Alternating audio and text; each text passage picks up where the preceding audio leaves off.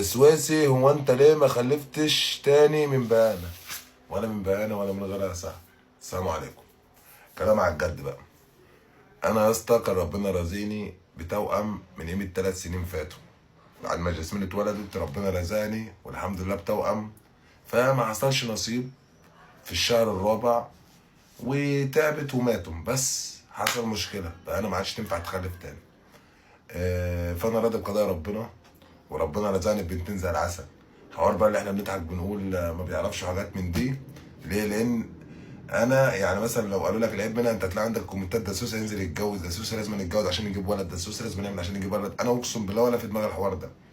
انا راجل برضه بنصيبي من يوم ما اتولدت، وعارف ان كل حاجه بايد ربنا، وان هي كلها ارزاق واللي ربنا عاوزه هيكون.